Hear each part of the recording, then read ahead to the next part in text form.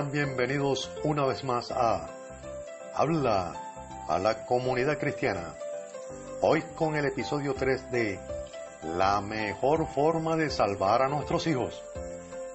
Soy N. José Vázquez y enseguida comenzamos. En la anterior entrega vimos que Pablo en Colosenses 2:8 muestra un contraste. Por un lado, las filosofías y huecas sutilezas según las tradiciones de los hombres conforme a los rudimentos del mundo. Aquí, esto se refiere a una cultura cuyo contenido son las tradiciones de los hombres conforme a los rudimentos del mundo. Es decir, estamos hablando de un contenido de doctrinas filosóficas e ideológicas, de preceptos ritualistas relacionados a comida y bebida, entre otros, sin dejar de mencionar y recordar que las ideologías tienen como origen a las filosofías. Por otro lado, según Cristo, aquella cultura es contraria y ajena a nosotros los cristianos. En este sentido, abunda el soporte bíblico. Sin embargo, por ahora, tan solo voy a citar el versículo siguiente que dice: donde no hay griego ni judío, circuncisión ni incircuncisión, bárbaro ni exista, siervo ni libre, sino que Cristo es el todo y en todos. Colosenses capítulo 3, versículo 11.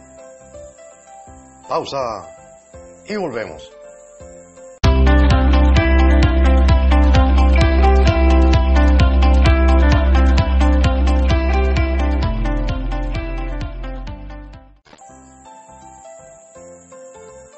Así que necesitamos una nueva cultura. La cultura y poder del hábito que es de Dios. Porque usted, que se preocupa por sus hijos y nietos, los lleva a la reunión de la iglesia y habla la palabra de Dios para ellos, eso está bien. Pero preste atención y oiga bien, si tan solo usted tiene información, no conseguirá asegurarlos. Porque, por ejemplo, cuando los hijos entran en la facultad, comienzan a sufrir presión de alguna ideología, al punto de que muchos se vuelven ateos y se apartan del Señor, pese a conferencias y entrenamientos cristianos. Por eso, hermanos, solo información no cambia a los jóvenes, incluso a nosotros mismos. Pausa y seguimos.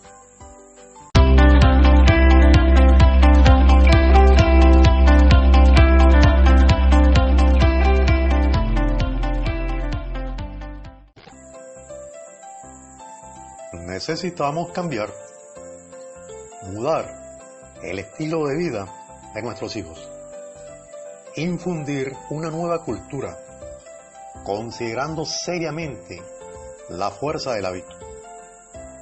Necesitamos crear un hábito saludable para nuestros hijos y aún para nuestros nietos. Es decir, por un lado la palabra de Dios y por el otro el hábito. En otras palabras, con la práctica de ambas cosas, padres e hijos somos confirmados y asegurados en la fe. Eso es una gran bendición. Por tanto, vamos a hacerlo. Pausa y regresamos.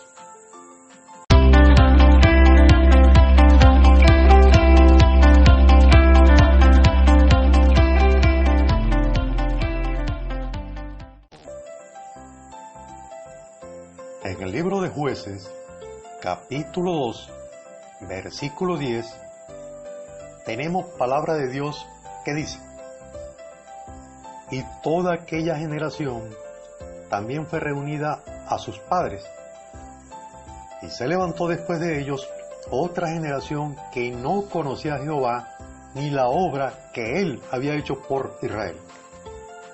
Muchas veces también los hijos se alejan del Señor porque no conocen al Dios vivo. Si Dios no es vivo en mí, si no muestro a mi hijo el Dios en mi vivir en la casa, ¿usted cree que Él va a seguir a Dios? Por tanto, es mi responsabilidad como padre el principio de transmitir al Dios vivo y su palabra a mis hijos y nietos.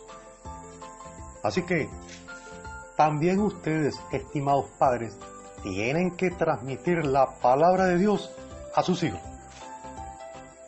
Es un principio e incumbencia que Dios nos dio. Pese al apoyo de otros hermanos y el servicio de crianza de la iglesia, no son ellos que tienen que cargar con el principio de transmitir la palabra de Dios a los hijos. Son ustedes, padres. Pausa y volvemos para la despedida.